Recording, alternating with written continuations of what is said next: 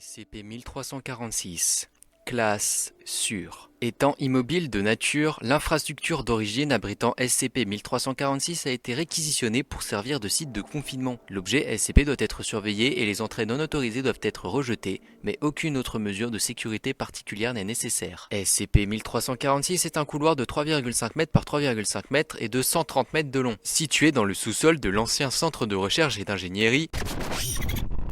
L'entrée est délimitée par une lourde porte en acier de 3,5 m de côté de presque 45 cm d'épaisseur. Une porte identique fermée se trouve à l'extrémité opposée du couloir. Le couloir en lui-même est continu, en ciment, sans aucune autre porte, fenêtre ou alcôve. Le plafond est équipé de luminaires espacés à intervalles réguliers. Cependant, en raison des effets de SCP-1346, tout ce qui se trouve au-delà de 60 m s'avère peu pratique à entretenir, laissant la dernière moitié du couloir dans le noir et dans un état délabré. La nature anormale du couloir se manifeste aux alentours des 50 à 60 mètres. Peu après avoir franchi le seuil des 50 mètres, les appareils électriques commencent à dysfonctionner. Arrivés à ce stade, les sujets rapportent avoir entendu des clics, des tapotements et d'autres sons mécaniques sans parvenir à identifier l'origine précise. Selon les témoins, les bouchons d'oreilles et d'autres mesures d'atténuation de bruit n'affaiblissent pas ou n'éliminent pas ces sons. À ce jour, l'existence d'aucun de ces bruits n'a été vérifiée. Pendant cette période, les sujets commencent à signaler des sentiments d'appréhension qui s'intensifient aussi longtemps qu'ils restent dans le passage et qu'ils le traversent. Passé un certain temps, les peurs ou les craintes du sujet se transforment en une phobie totale. Les sujets prédisposés à la chloophobie, à la claustrophobie, à la bathophobie ou d'autres prédispositions similaires réagiront en conséquence. D'autres peuvent commencer à halluciner en imaginant la présence d'une entité ou d'une situation tirée de leur imaginaire. À environ 90-100 mètres, ou si plus de 10 minutes ont été passées dans la zone anormale, le sujet devient submergé de peur, essayant de ressortir du passage aussi rapidement que les circonstances lui permettront. Chez la plupart des sujets, les sentiments de peur et d'anxiété disparaissent immédiatement dès leur sortie du couloir. Beaucoup expriment de la confusion et de la gêne face à leur réaction excessive et peuvent souvent être persuadés d'y retourner, même si cela amènera systématiquement au même résultat. Une minorité reste apeurée par le passage, entraînant dans certains cas un traumatisme psychologique à long terme. Certains sujets peuvent par la suite nier l'existence du couloir ou de ses propriétés inhabituelles, devenant agités et hostiles si on leur parle de SCP-1346. On ne sait pas s'il s'agit de réactions psychologiques naturelles ou un aspect de SCP-1346. Plus une personne est exposée, plus il y a de risques de réactions sévères. Addendum 1346-A. Les plans de l'infrastructure comprennent le sous-sol, le couloir ainsi que les deux portes de la chambre forte, mais rien au-delà de la porte la plus éloignée. Les entretiens avec d'anciens membres du personnel indiquent que même si certains savaient que la salle était étrange, personne n'y accordait plus d'attention. L'observation du personnel suggère que la plupart des gens, livrés à eux-mêmes, ne s'intéressent pas au sous-sol et semblent l'éviter inconsciemment. L'imagerie sonore a révélé la présence de plusieurs pièces au-delà de la porte la plus éloignée. La nature et le contenu de ces pièces sont inconnus. Addendum 1346-B. Des essais ont révélé la présence d'un fort champ électromagnétique dans la zone anormale du couloir, y compris un schéma inhabituel d'impulsion rapide de micro-ondes. Celles-ci expliquent probablement des dysfonctionnements électroniques persistants et peuvent également jouer un rôle partiel dans les réactions psychologiques des sujets testés. Ces modèles d'ondes d'impulsion semblent similaires à ceux étudiés dans le cadre du projet Pandore, un programme de recherche militaire traitant des effets et des rayonnements électromagnétiques. La source de rayonnement est inconnue et celui-ci continue d'être généré même si l'alimentation du sous-sol est coupée. Document numéro JE 1346-011, carnet de bord. Expérience utilisant des inhibiteurs de peur chimique. Date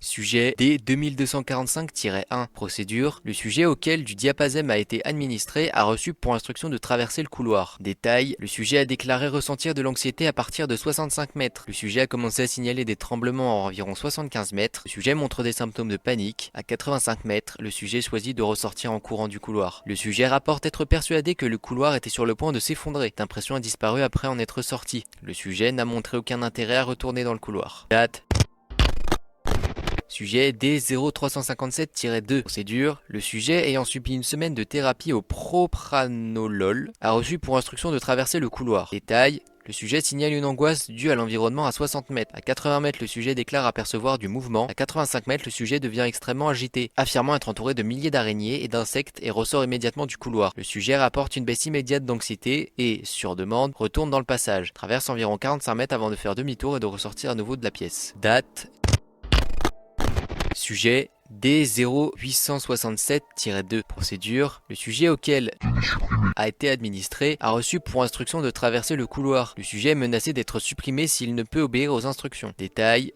Le sujet montre des signes d'anxiété à 70 mètres. Le pas ralentit considérablement et le sujet devient plus hostile envers le personnel. À 90 mètres, le sujet rapporte des voix désincarnées le menaçant et se moquant de lui. Le sujet devient irrationnel, discutant avec les voix apparentes. Les instructions supplémentaires du personnel sont ignorées. Peu après, le sujet pousse un cri de recul, la porte de la chambre forte est fermée et le sujet est averti que s'il ne retourne pas dans le couloir, il sera supprimé. Les avertissements sont ignorés et le sujet se jette à plusieurs reprises contre la porte jusqu'à s'infliger une commotion cérébrale. L'expérience se termine. Date.